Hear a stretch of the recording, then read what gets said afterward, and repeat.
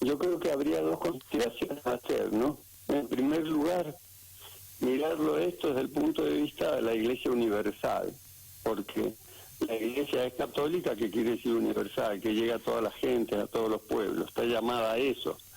Jesús manda a los apóstoles y a todos los que lo sigan, voluntariamente los que quieran, a llevar el Evangelio a todas partes. Él dice que Él es el camino, la verdad y la vida, que es la luz del mundo, que es el Hijo de Dios, que es Dios mismo.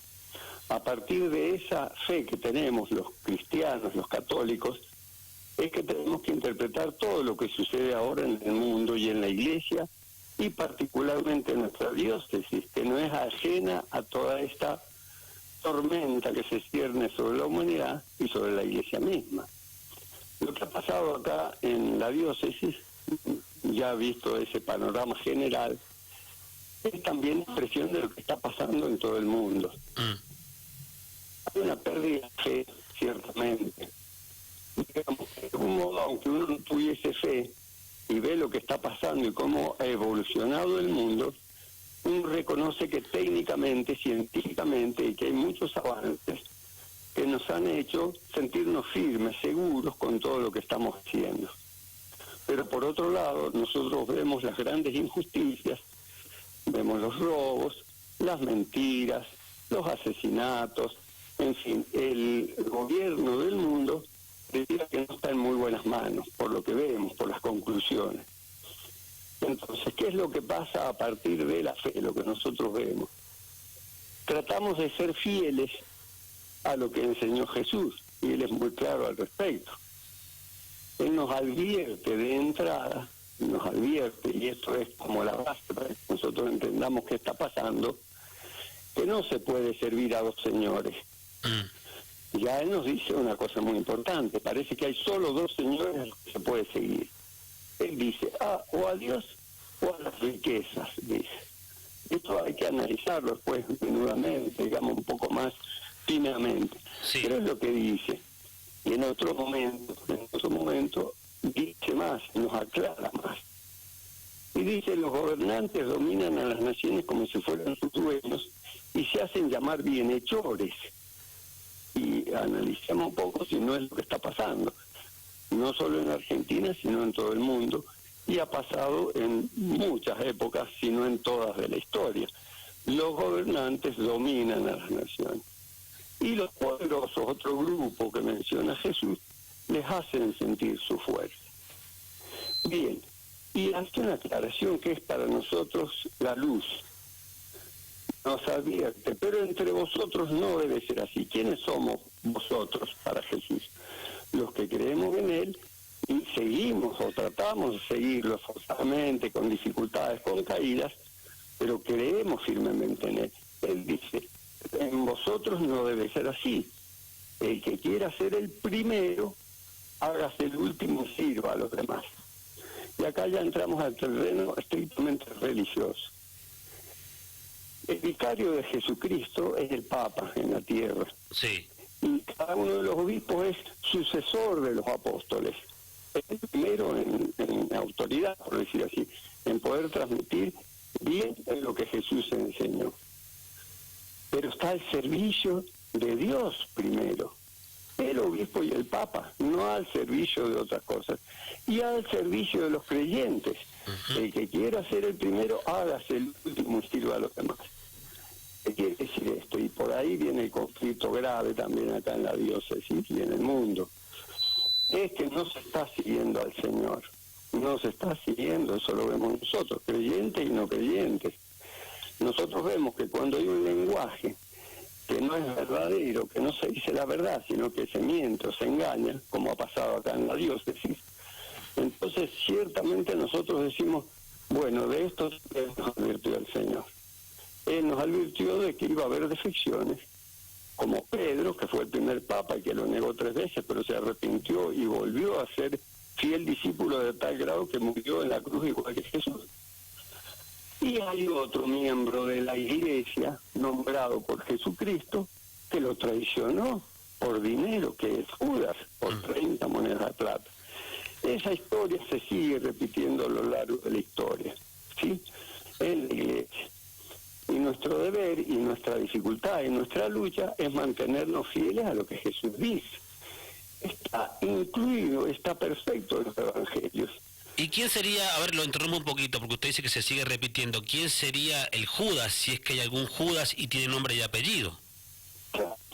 Yo no estoy autorizado, digamos, religiosamente para decir y juzgar a la persona, pero sí estoy autorizado por la misma palabra de Jesús para decir qué es lo que se está haciendo mal. Y eso sí lo digo, el obispo se ha equivocado y feo, y muy mal. Digamos, él ha tomado medidas extremas que no están ni siquiera aprobadas por la Iglesia, como cuando, por ejemplo, prohibió la comunión en la boca a los fieles que la recibimos en la boca, porque sabemos nosotros, y fuimos enseñados en eso, y era tradición de más de 1000 años en la Iglesia, que había que recibirlo con la máxima reverencia, porque reconocemos que está Jesús presente. No es un símbolo, no es una cosa que uno crea, es que sabemos que está. Esa indicación que él dio está fuera de la normativa de la Iglesia. Pero eso no fue eso fue un acuerdo que llegó con el gobernador.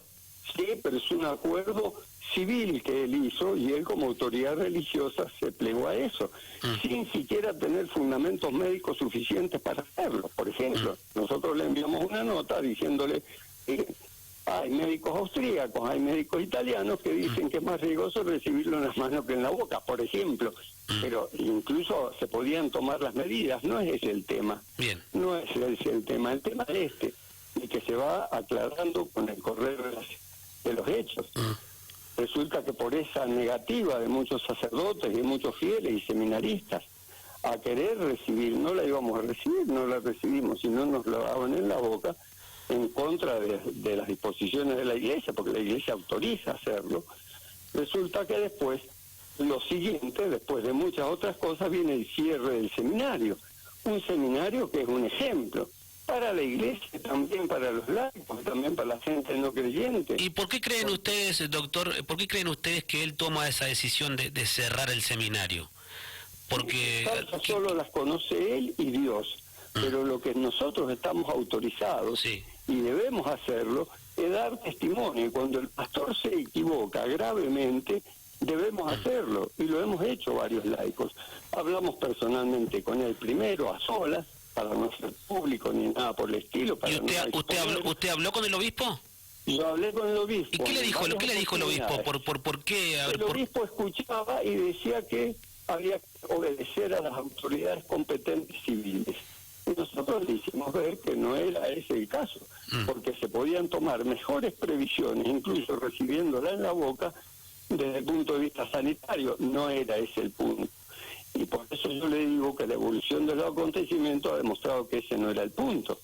Porque el cierre del seminario, en una forma abrupta, por una decisión aparentemente de él, por más que él dice que desde Roma le dijeron que lo cerrara, eso no tiene justificativo, salvo que haya una intencionalidad que desconozco de destruir un seminario o la formación de fieles laicos y sacerdotes y seminaristas que quieren ser fieles a Jesucristo y al verdadero magisterio de la Iglesia de los 2000 años que tiene. O sea, no puede echarse a la borda como si no hubiera pasado nada todas las enseñanzas. Y Jesús enseña claramente que no quedará ni una jota, ni una tilde sin cumplirse el Evangelio. Acá tenemos que volver al Evangelio. ¿Qué es lo que hacemos nosotros? Mire, yo le hago otra reflexión también que se la dije a Monseñor.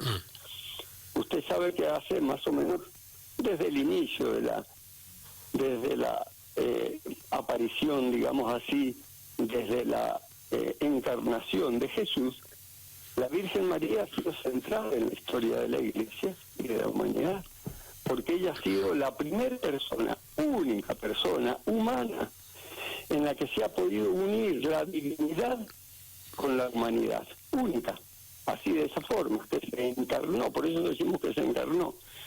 Y ella está ya predicha desde el Génesis. Y cuando ella es elegida por Dios, ella hace un acto de extrema humildad verdadera, no por simulación. Ella le dice al ángel: he aquí la esclava del Señor, hágase en mí según tu palabra.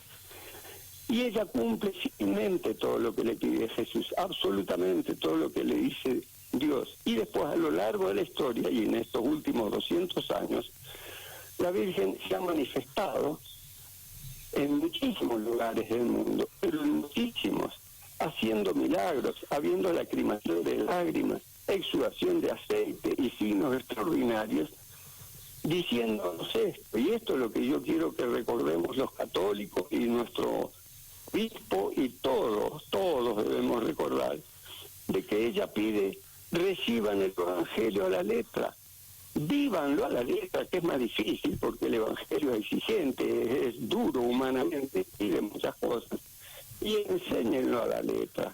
La Virgen nos ha advertido de esto que está pasando en el mundo. ¿Hace cuántos años que está el obispo Taussig en nuestro departamento? ¿Cuánto hace de su llegada allá? 15 años, estimo que es. ¿Y cómo ha sido la relación con el obispo en estos 15 años? Porque, a ver, aquel que lo mira desde afuera, o incluso desde adentro también, es como que se ha visto sorprendido también, ¿no? Todos nos hemos visto sorprendidos porque las relaciones se mantenían más o menos estables. Nosotros tratábamos, los laicos y los sacerdotes, de cumplir pide Jesús con lo que nos pide la Iglesia misma, y no había mayores dificultades, aunque siempre hubo dificultades importantes con algunos sacerdotes, con algunos laicos, también conmigo, digamos, de algún modo, porque yo creía y sigo creyendo que el católico debe manifestarse sobre todo con su vida, debe expresar que cree en Jesús, porque él trata de vivir como Jesús manda, un poco así. ¿Han dejado, doctora, han dejado ustedes en su caso, o en el caso de otros fieles, de obedecer al obispo, de verlo como una autoridad? Yo le digo esto, y se lo dije una vez en la catedral a Monseñor, cuando iba a haber una marcha gay, en la que en todos los lugares del país lo que se hacía era ir a atacar las catedrales o las iglesias pintadas, y algunos, si se podían, entraban y profanaban el templo. Entonces, en esa circunstancia, los laicos fuimos a defender la catedral, y él se opuso a eso. Él quería que estuvieran nada más que los hombres de la catedral, no de otras parroquias, dentro del templo, no afuera, y que no se hiciera mucho ruido, por decir así. Y nosotros, yo le manifesté ahí públicamente delante de otros laicos: Monseñor, a usted lo voy a obedecer en lo que hace a la fe y en la moral de la Iglesia, por supuesto, pero en lo demás, los laicos tenemos libertad de actuar según las mismas normas morales que la Iglesia nos pone. Nuestra obligación moral es dar testimonio y defender las cosas sagradas, no atacando, pero sí defendiendo. De hecho, que nosotros nos quedamos ahí rezando el rosario, mientras pasaban los pobres muchachos y chicas que están confundidos, equivocados, diciendo cosas muy feas y demás. En otros lugares han pasado la agresión física, en fin, cosas muy, muy feas en otras partes del país, muchas veces. Y nosotros nos mantuvimos, gracias a Dios, le digo, firmes. Eso es lo que debe hacer el católico, porque la vida del cristiano es una lucha permanente. ¿Y cómo se interpreta, doctor? Usted recién hablaba de la ofensa, del ataque. ¿Cómo se interpretan algunos carteles que han sido de público conocimiento, han llegado a los medios nacionales, incluso del obispado, ¿no? De traidor, unos carteles con sangre, como muy fuertes también, ¿no? Bueno, fíjese esto es una cosa que es importante que lo digamos claramente. Absolutamente, yo hablo personalmente de esto, no hablo de cada persona, porque cada uno de nosotros tiene libertad, así como Pedro tuvo libertad para negarlo y Judas para traicionarlo, y yo no le quito eso. Cada uno de nosotros tiene libertad para expresarse, y si hay algo de agresión injusta, digamos así, por los carteles o por lo que se diga, eso no es evangélico, yo no apoyo eso. Pero no porque haya 1, 2 o 10 o 100 que estén haciendo eso, me inhibe para manifestar, que es lo que yo he hecho todas las veces, de que estamos pidiendo que no se cierre el seminario, que creemos que es una cosa injusta desde el punto de vista de la enseñanza de la Iglesia, y que nosotros nos seguiremos manteniendo firmes, pidiendo al cielo que que haga pasar esta prueba dura para todos nosotros, pero que nos mantengamos firmes en la fe. Bien. No podemos contradecir en ninguno de nuestros actos lo que Jesús nos enseña. Eso es lo claro. Perfecto. Así que yo le diría que sí. la inmensa mayoría, a pesar de esos carteles o de alguna otra expresión, que yo le aseguro que incluso en esas expresiones que usted dice, nunca han sido más fuertes que lo que se ha dicho de la Iglesia o en contra de la Iglesia en todas las otras manifestaciones que yo le digo y que nunca han salido publicadas en todos los medios, cuando se ha ofendido gravemente a las personas y a la creencia de las personas en las catedrales y en los lugares. O sea que no tenemos que hacer una doble vara para medir a los que son católicos y a los que no son católicos, ¿cierto? ¿Quién hace la doble vara? ¿Quién hace la prensa? ¿Es usted que hace la doble vara? Usted está teniendo un micrófono, usted está hablando, doctor. Sí, yo estoy hablando exactamente. ¿Cuántas veces han salido, le pregunto a usted, ya que desde el periodismo me dice, han salido las fotos, le estoy preguntando nada más, sí. y los artículos periodísticos comentando todas las marchas de las autoconvocadas en el país? Le pregunto, porque yo tengo mucha bibliografía, muchas fotos, muchos testimonios de gente que ha ido, y yo no he visto eso. Por eso se lo digo, Silvio, con todo respeto. Lo cierto es lo cierto. Acá hay una cuestión, y sí lo estoy diciendo, porque que pueda hablar una vez. Yo soy médico, llevo muchísimos años de experiencia, estamos hablando de otras cosas, de otros temas, y nosotros sabemos que hay un dicho desde algunos centros de poder, que a mí me lo han dicho públicamente, funcionarios del gobierno anterior, le digo, esta frase, que es muy clara: lo que no se publica no existe. Esto habla un poco de un adoctrinamiento o un cercenamiento de la libertad que existe y es real y va a seguir existiendo, no lo dudo.